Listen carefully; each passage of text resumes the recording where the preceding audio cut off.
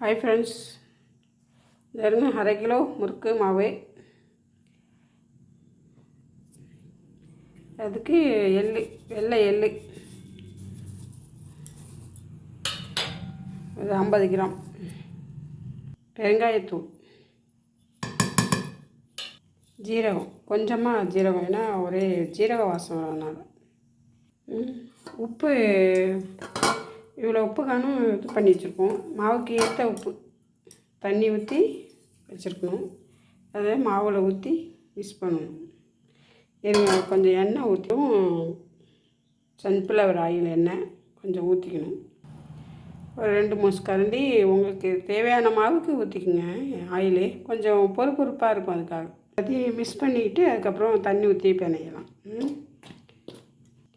கொஞ்சம் கொஞ்சமாக தண்ணி ஊற்றி நல்லா முறுக்கு பதம் வர அளவுக்கு உப்பு தண்ணி போட்டு சேர்த்தாச்சு. அதுக்கப்புறம் தேவையான தண்ணி ஊற்றி கொஞ்சமாக நெய், கருவு நெய் வாசனைக்காக. தண்ணி பத்தலை, இன்னும் கொஞ்சம் ஊற்றி தண்ணி தேவையான அளவு ஊற்றி பனைஞ்சி இங்கேருந்து இந்த அளவுக்கு இப்படி இருக்கணும். ரொம்ப தாழ்வாக இருக்கக்கூடாது, ரொம்ப இறுக்கமாக இருக்கக்கூடாது. இந்த அளவுக்கு இருக்கணும்.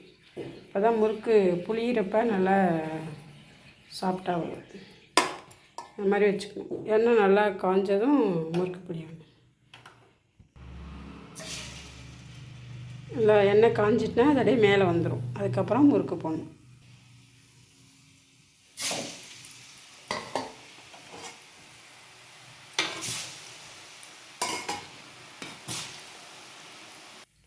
முறுக்கு ரெடி. இந்த மாதிரி நுரை இல்லாமல் தெளிவாக வந்தாலும் முறுக்கு ஆகிடுங்க. நல்லா கொஞ்சம் லைட்டாக செவந்து நல்லாயிருக்கும். பிடிச்சிருக்கா முறுக்கு? இந்த மாதிரி நுரையா வரும். நுரை அடங்கினதும் இந்த பாருங்கள், இந்த முறுக்கு புதுசாக போட்டது. இதை பாருங்கள், இது நுரை அடங்கிடுச்சா? இந்த மாதிரி இருக்கிறப்ப எடுத்துடணும். கொஞ்சம் நிறம் மாறினதும் எடுத்துருங்க.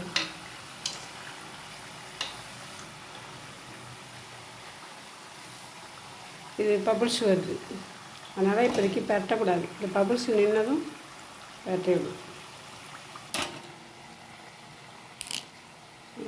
நல்லா உடையுது. கிலோ மாவும் முறுக்கெல்லாம் சுட்டாச்சு.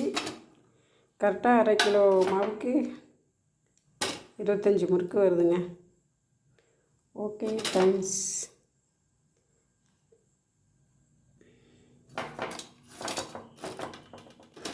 நான் இப்படி சுட்டிருக்கேன், நீங்களாம் எப்படி சொல்லுவீங்கன்னு தெரியாது. அதனால் எனக்கு தெரிஞ்சது நான் செஞ்சுருக்கேன். ஓகேவா?